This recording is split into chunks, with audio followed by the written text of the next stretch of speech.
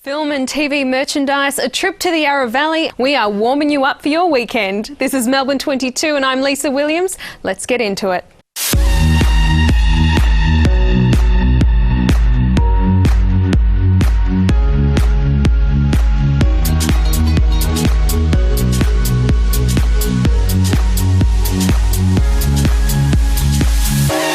Nothing's ever what we expect, but they keep asking where we're going next.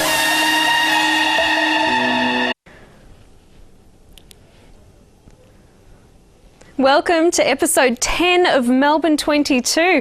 Tonight we take a peek at film and TV spin-offs, everything from cups to cosplay. But first, what comes to your mind when you think of the Yarra Valley?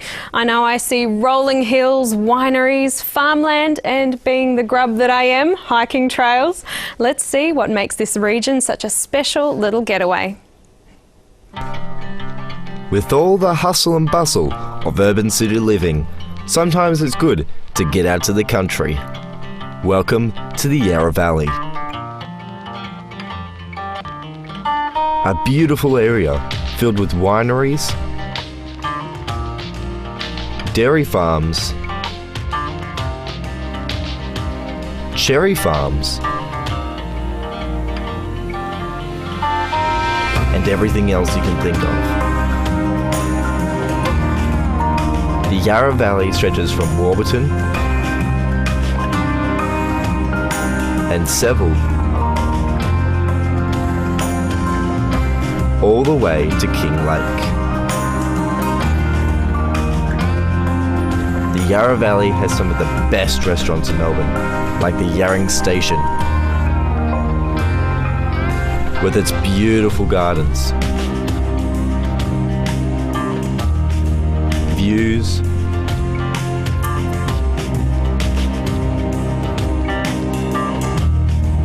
and winery. There are other amazing wineries, like the Domaine Chardon,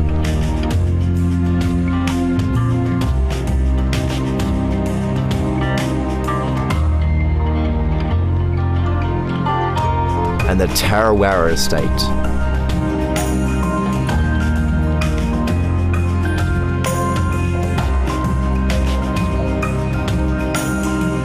If you don't like wine, then there are also other places that specialise in beers and ciders, like the White Rabbit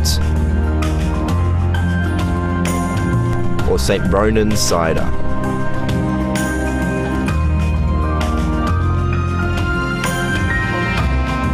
It also has some of the greatest attractions in Melbourne, like the Hedge and Maze,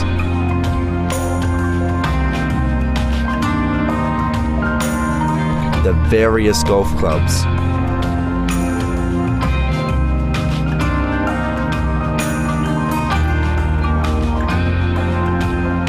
the Healesville Sanctuary,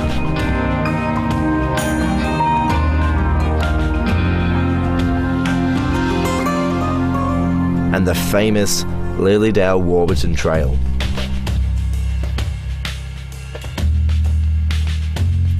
There's even a chocolatier for all those chocoholics who just need to escape. The Yarra Valley is a perfect place to escape if you want to get out of inner city Melbourne.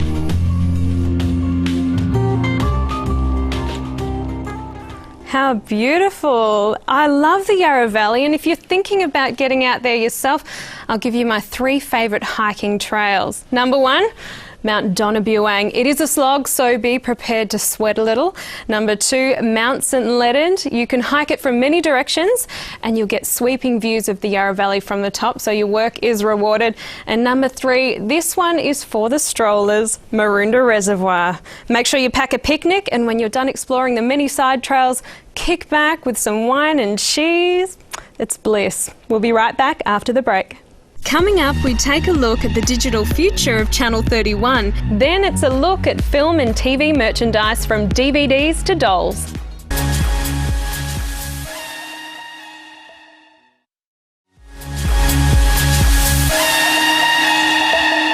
Welcome to Pets Practice, with Dr. Kevin Foster. Well, I'm here with Tamara King, Assistant Curator, and she'll be showing us through the exhibition of Stanley Kubrick.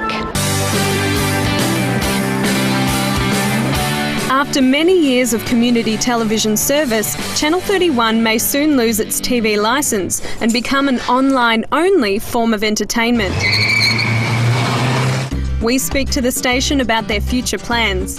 Is this the fate of all free-to-air TV? It's a speed dating night where 14 couples are going to get 4 minutes to try and get each other's attention.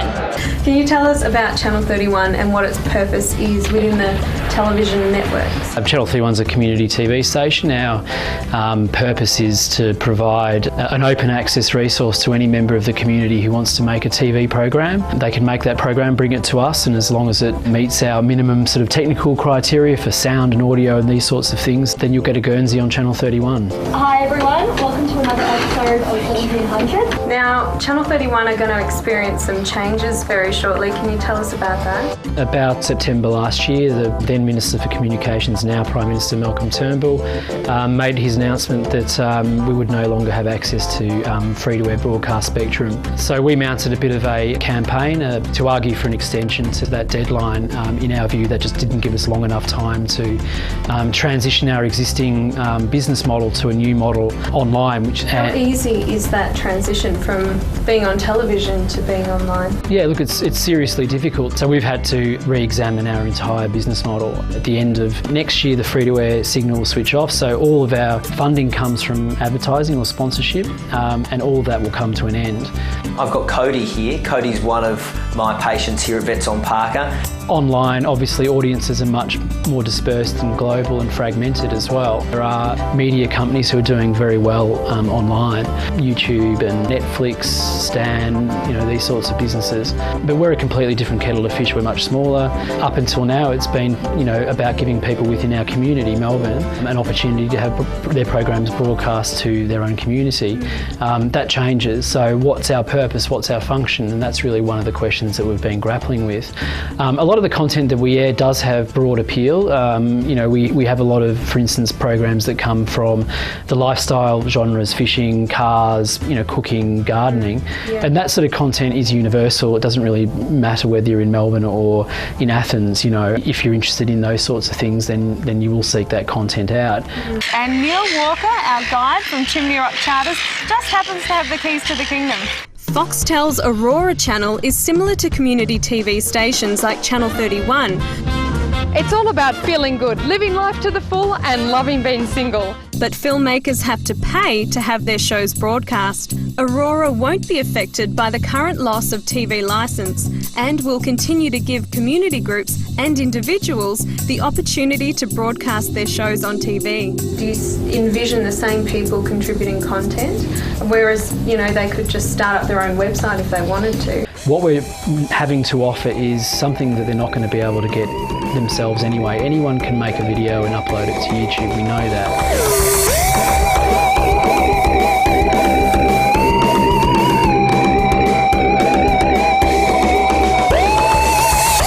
What we're going to have to be able to offer are a variety of platforms, whether it be our own website, our own app, our own YouTube channels, perhaps access to other platforms like Apple TV or Roku. These sorts of platforms that small local producers otherwise wouldn't have access to.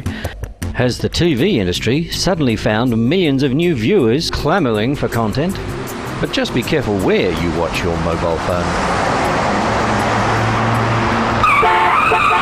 So we're going to be working hard over the next 12 months to develop those platforms, and then at some point we hope that producers will see the value in providing content, for us so that we can give them access to those platforms. 4, 3, 2, 1. Are you a big fan of the blockbusters, Lord of the Rings, Harry Potter or Star Wars? For those of you who literally can't get enough, this next story is for you. Once upon a time, when we went to the movies, it was just to watch the film, enjoy the spectacle, and then go home. Today, movies are big business, and we don't just watch them, we buy all the spin-off merchandise that comes with them. There is everything from the DVD, the deluxe box set, books, magazines, models, figurines, video games, soft toys, and even cardboard cutouts. People even love to dress as their favourite characters from the entertainment world, especially at conventions, which are another big spin-off. Cosplay, or costume play, has become a branch of fandom all of its own, with its own fanzines and websites. So how did all of this get started and when? This is Minotaur Entertainment. It's a collectibles bookstore dealing in comics, merchandise spin-offs from television shows, movies, rock groups, etc., etc. Fun stuff. I'm Aaron Challenger. I manage Lobos Collectibles. We've been here for 5 years and we've always been selling classic toys. There are certainly people who aim to collect absolutely everything. It's a lofty aspiration. I think most people run out of room before it becomes a reality, but some don't.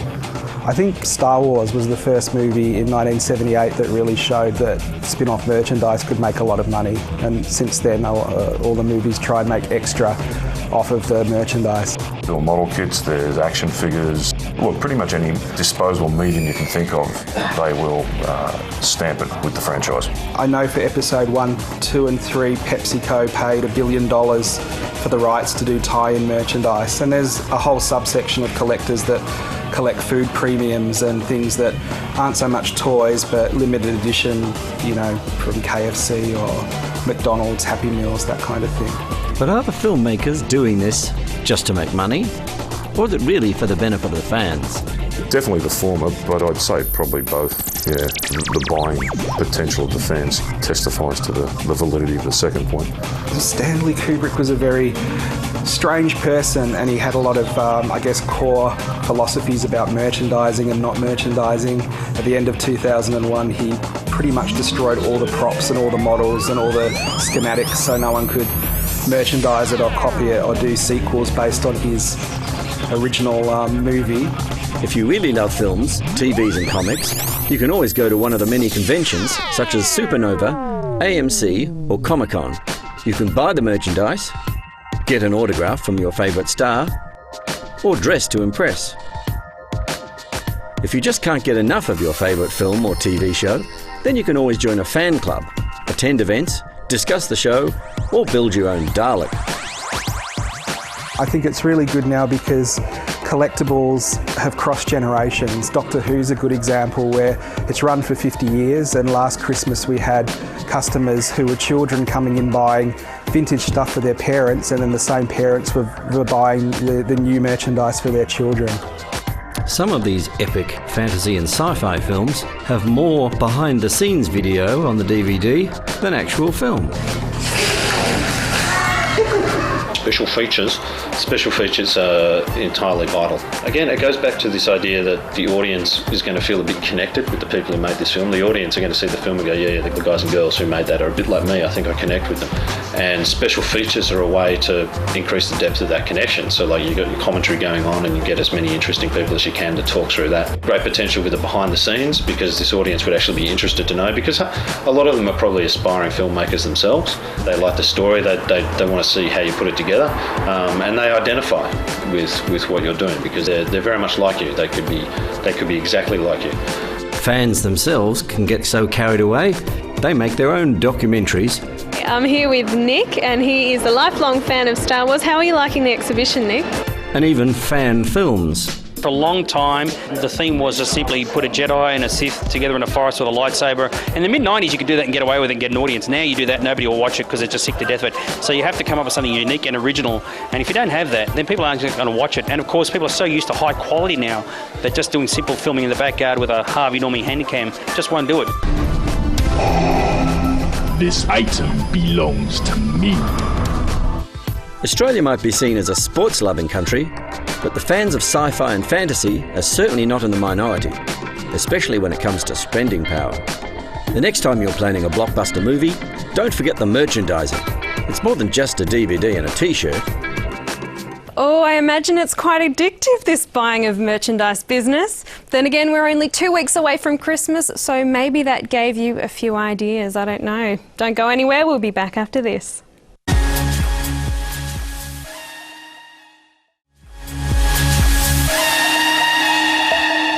Hey guys, now just before the break we mentioned Christmas being just around the corner. How it creeps up so fast, I do not know. You might be on the hunt for gifts, but if quality time is more your style, maybe you can take your special someone out instead. Let's check out what's on in Melbourne this week and see if we can give you a few ideas. Star Wars Episode 7 The Force Awakens premieres on the 17th of December. It's been 10 years since the last film was released, so Star Wars fans will be pretty excited about that. And speaking of Star Wars fans, if you're a member of Star Walking Inc., the Appreciation Society, they're having a special midnight screening of the film just to be ahead of everyone else. Check out their website for details. And it is nearly Christmas, so the annual Melbourne Toy Run is on again at Tabcorp Park in Melton on the 20th of December.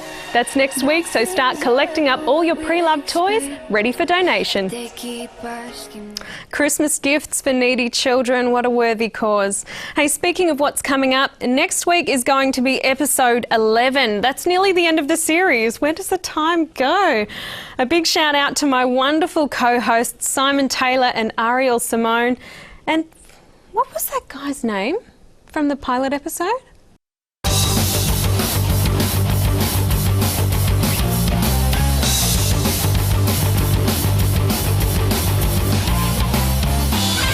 Hello and welcome to the pilot episode of Melbourne 22. We hope you enjoy this brand new, never before seen type of variety show. Might I say you're looking very spiffy, nice outfit? What's wrong with my outfit? Nothing, I said it was nice. You sure? What's wrong with it? Yes, it's nice. What's the matter with you? I told you not to have the spicy guacamole. I need the Jedi mind trick. What? You know, from Star Wars. Yes, I know. Can we do it now? I'm having one of those days, man. Oh, all right. This will only take a minute, I promise. Yeah. You ready? Yeah, hurry up. Let's do it. You don't need to see my identification. I don't need to see your identification. These aren't the droids you're looking for. These are not the droids I'm looking for. I can go about my business. You can go about your business. Move along. Move along. Move along. Good. What happened to my father? Darth Vader betrayed and murdered your father. Damn him. I shall have my revenge. Yes. You are talented and confident. I am talented and confident. You will put on a really good show. I shall put on a really good show. You will not wet your underpants. I will not wet my underpants. Again. You will have the audience in the palm of your hand. I will have the viewers in the palm of my hand. Your work colleagues will be most impressed by your performance. Yeah, right. Your work colleagues will not flush your head down the toilet. Again. Yes. What do you think of this outfit? Most becoming. That's what I said. You will increase your audience share, and Channel Z will offer you a big fat contract to host their Train Spotters Gazette show. Yeah, my own dressing room? And a jacuzzi? I'm not Dumbledore, remember? All right. Sorry. Big fat contract. Big fat contract. Very good. Tonight's show will be a triumph. Better than any you have ever done before. Triumph. An absolute triumph. And then we can all go to Moss Isley Spaceport for ice cream and cake. Oh, goody. Use the Force, Luke, and go get 'em. I will. I definitely will. What, and the gold logie? Not Gandalf and Dumbledore combined can help you there, I'm afraid. Oh. And he was never seen again. But you'll be seeing me again next week for episode 11. I'm Lisa Williams. See you next week, Melbourne. Do you remember your life as a single person anyway, like compared to now? Yeah. Yep. Okay, the difference would be? That I'm not.